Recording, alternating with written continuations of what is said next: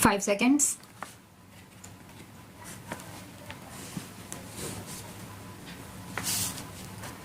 Sir, I now come to the more important part of this bill, which is the heart of the bill, the core of the bill. This is about the rate of tax. I will presently read portions from the Chief Economic Advisor's report. The heart of this bill is what the tax will be. It is not a matter between the Union Finance Minister and the State Finance Ministers. There is a third line to the triangle, that is the people of this country. Every Union Finance Minister wants to maximize revenues. Every State Finance Minister is under pressure to maximize revenues. There is nothing wrong with that.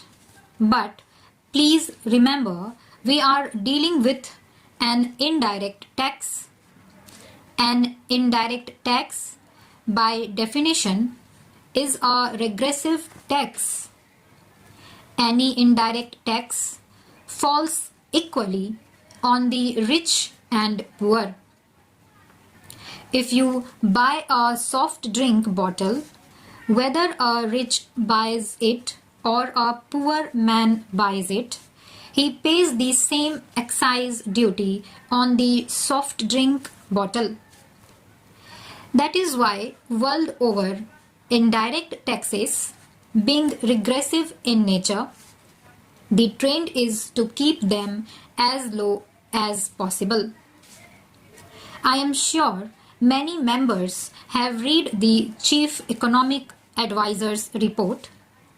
If not, I would urge you to please read it. The cover tells the story. In high-income countries, the average GST rate is 16.8%. In emerging market economies like India, the average is 14.1%. So, world over 190 countries have one form or the other of GST. It is between 14.1% and 16.8%. The idea is, being an indirect tax, it should be kept as low as possible. The taxes that fall more on the rich and less on the poor are income tax and corporate tax. Those are the taxes consistent with other goals which the country may have. Those are the taxes which must be of principal sources of revenue. In fact, for many years in this country, there is a complete tax distortion. The collection from indirect taxes is larger than the collection from direct taxes. I think we crossed the line sometime in the year 2006 or 2007. Maybe in 2008 we crossed the line when the collection from direct taxes overtook the collection from indirect taxes, and that remains so even today in our country. In fact, the collection from direct taxes should far outweigh the collection from indirect taxes. So, what do? We need to keep the taxes low. At the same time, we must protect the existing revenues from the union government and the state government. So, how do we go about it?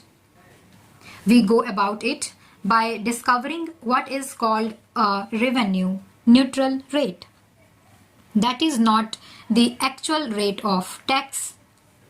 That is simply a step in deciding the slab rates. It is not so technical.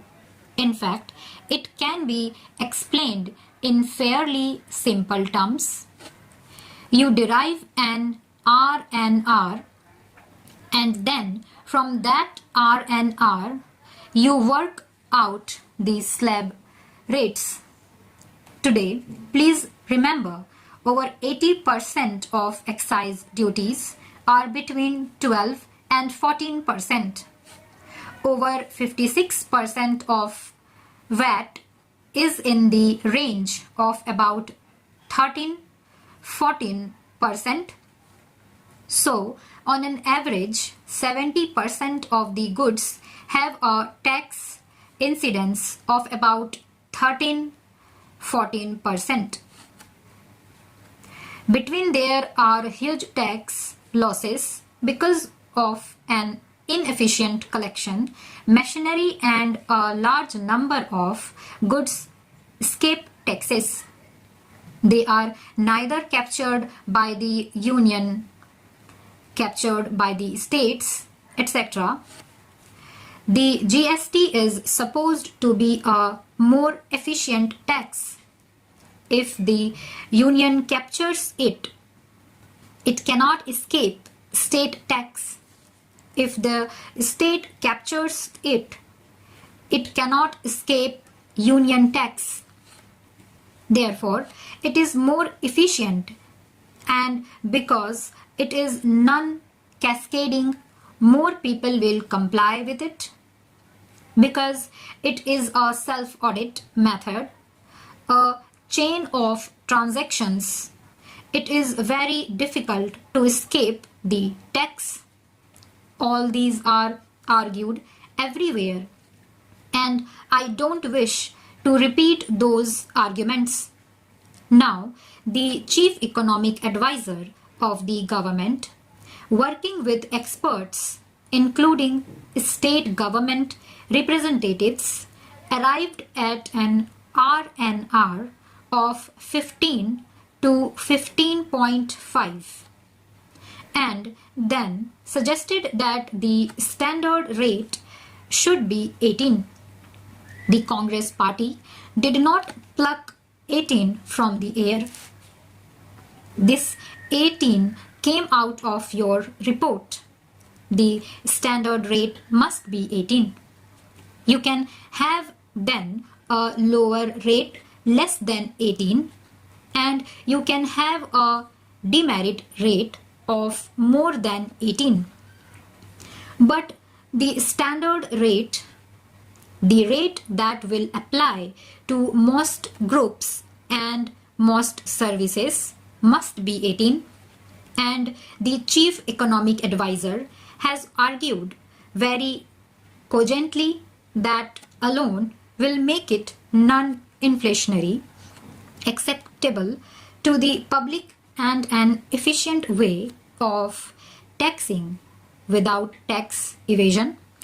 Now, when we say cap the tax rate, what are we saying? We are saying that this rate should not be changed by the whim of the executive. Today, excise duties are changed by the whim of the executive. 3 days ago, they reduced the price of petrol and diesel. 3 days later, they increased